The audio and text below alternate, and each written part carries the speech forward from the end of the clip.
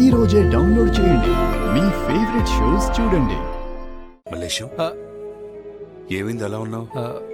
Tiffin చేయడానికి కూడా రాలేదు? ఏం లేదు రామచంద్రయ్య, అన్నీ బాగున్నప్పుడు అడ్డమైన పనులన్నీ చేశాం. ఇప్పుడు నా భార్య నా పిల్లలు బాగుపడాలంటే ఇక్కడ నేను ఎంత కష్టపడినా డబ్బు సరిపోవట్లేదు. అసలు ఏమైంది మల్లేశం? మా ఆవిడ మందులకి డబ్బులు సరిపోవట్లేదని నా పెద్ద బిడ్డ చదువు ఆపేసి పనికి పోతా అంటుంది. మా బతుకులు ఎలాగూ దరిద్రంతో కొట్టుకుపోతున్నాయి. కనీసం వాళ్ళైనా చదువుకొని బాగుపడతారనుకుంటే నా బతుకు. కష్టపడి నా బిడ్డలకి మంచి భవిష్యత్తును అందించాల్సిన నేను అడ్డదారులు తొక్కి చేయకూడని నానా చెత్త పనులు చేసి జైలుకొచ్చి నా చేతులతో నేనే వాళ్ళ జీవితం నాశనం చేశానన్నా. మల్లేశం, నువ్వు తప్పు చేసి జైలుకి వచ్చావు. మరి నేను ఏ తప్పు చేయకుండానే జైలుకి వచ్చాను. విధిరాతని ఎవరూ తప్పించుకోలేరు. ఇప్పుడు నీ బిడ్డ చదువుకోవాలంటే ఏం చేయాలి? ఇంకా 4,000 కావాలి రామచంద్రయ్య. ఇక్కడ ఎంత కష్టపడినా నెలకు 2,000 కంటే ఎక్కువ రావడం లేదు. సరే, నువ్వు బాధపడకు. కొన్ని నెలలు నా డబ్బులు కూడా నీ బిడ్డకు పంపించు. అంతేకాదు, సత్యనతో మాట్లాడి ఆయన డబ్బులు కూడా నీకే ఇప్పిస్తాను. నీ బిడ్డతో మాట్లాడు. చదువు ఆపొద్దని చెప్పు. మనకి చదువు లేదు కాబట్టే తప్పు చేసి నువ్వు జైలుకి వచ్చావు. ఏ తప్పు చేయని నేను జైలుకి వచ్చాను. పద మల్లేశం, జైలర్కి చెప్పి నా డబ్బులు సత్యన డబ్బులు నీకే ఇప్పిస్తాను. మల్లేశం, ఏంటిది? ఎవరైనా చూస్తారు? లే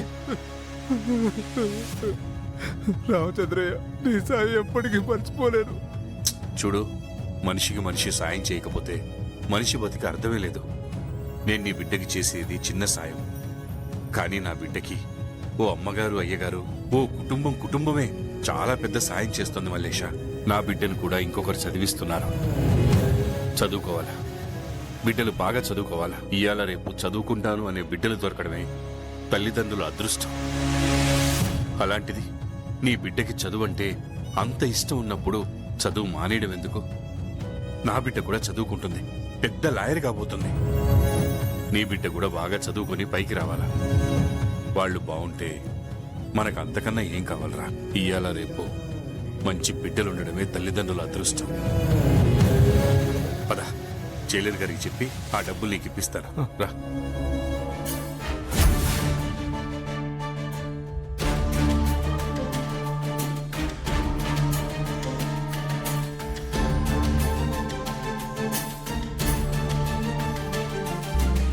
Very good morning, students. Today we will start very important topic. Listen carefully. Class start అయిపోయినట్టుంది.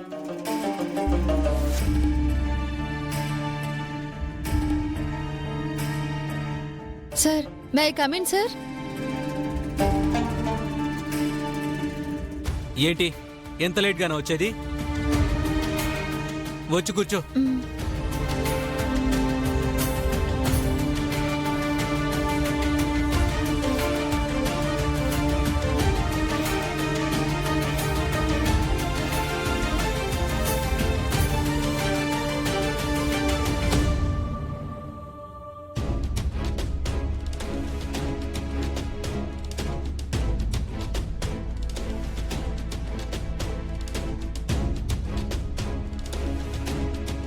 Today class is over. అందరూ నోట్ చేసుకోండి. నేను ఇచ్చిన వర్క్ కంప్లీట్ అయిందా? హా సార్. సరే, నేను చెక్ చేస్తాను.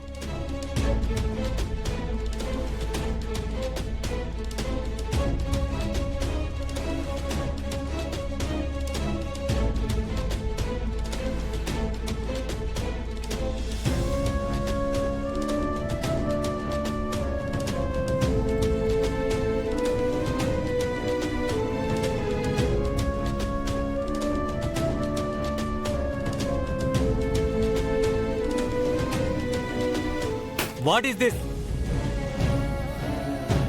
ఇంగ్లీష్లో కదా రాయాలి. ఎవరు చెప్పారు నీకు తెలుగులో రాయమని? ఇంగ్లీష్ రాకుండా వచ్చి మా ప్రాణాలు తీస్తుంటారు. కనీసం ట్రాన్స్లేషన్ చేయడం కూడా రాదా? Get up from my class. అయ్యో సార్. Get out.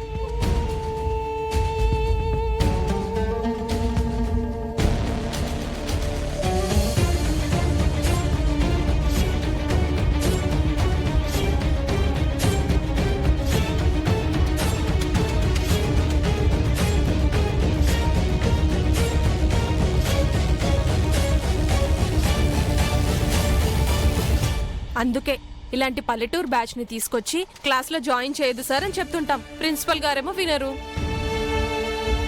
పోనీలేవి, ఇలాంటి వాళ్ళుంటే మనకి ఎంటర్టైన్మెంట్ గా ఉంటుంది కదా.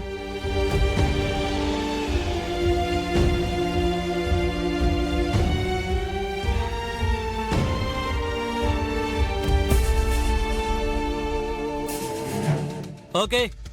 See you all at the conference hall right now. Okay? Okay sir. Come.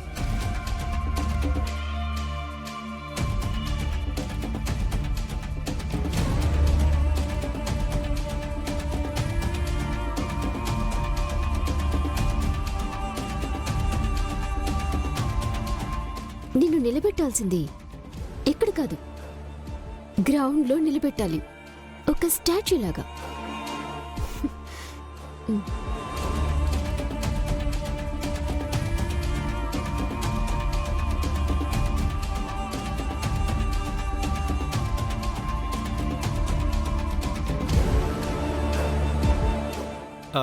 నువ్వెక్కడేం చేస్తున్నావు? ఫ్రెషర్స్ అందరికి కాన్ఫరెన్స్ హాల్లో ఇంటరాక్షన్ మీటింగ్ జరుగుతోంది. నువ్వు అక్కడికి వెళ్ళాలి కదా. అసైన్మెంట్ తెలుగులో రాశానని ఇంగ్లీష్లో ఎందుకు రాయలేదని ప్రొఫెసర్ తిట్టేసి నన్ను బయట నించోమన్నారు. మరి గూగుల్లో ట్రాన్స్లేట్ చేసుకోవచ్చు కదా. నైట్ ఇంట్లో నాకు ఎక్కువ పని ఉండటం వల్ల ట్రాన్స్లేషన్ చేసుకోవడానికి టైం దొరకలేదు. మరి ఆ విషయం సార్కి చెప్పుండొచ్చు కదా. ఆ సార్ అలా తిట్టేసరికి ఇంకేం మాట్లాడాలో నాకు అర్థం కాలేదు. కొత్త కదా, అలాగే ఉంటుంది. మెల్లగా అన్నీ అలవాటు అయిపోతాయి. నేను నిన్ను అందరూ ర్యాగింగ్ చేసిన విజువల్స్ సోషల్ మీడియాలో సర్క్యులేట్ అయ్యాయి. చూడగానే నాకు బాధేసింది. అయినా నువ్వు అవేమీ పట్టించుకోవద్దు, మనసుకు తీసుకోవద్దు. నువ్వు ఏ లక్ష్యంతో కాలేజీకి వచ్చావో దాన్ని కంప్లీట్ చేయాలి, సరేనా? ఎలాగైనా లాలో గోల్డ్ మెడల్ కొట్టాలి. ఇలా అడుగడుగున నన్ను అవమానిస్తూ ఉంటే నేను ఈ కాలేజ్లో ఇంకెన్ని రోజులు ఉండగలుగుతానో నాకేం అర్థం కావట్లేదండి. నేను వచ్చిన కొత్తల్లో నన్ను కూడా ఏడిపించారు. అలా అని నేను కాలేజ్ మానేసి వెళ్ళిపోయానా? ఏ గోల్ లేని నాలాంటి వాళ్ళే ఇక్కడ కాలేజీలో కంటిన్యూ అవుతుంటే బాగా చదువుకోవాలి, మీ నాన్నకిచ్చిన మాట నిలబెట్టుకోవాలని అనుకున్న నువ్వు ఎలా మానేసి వెళ్ళిపోతావు?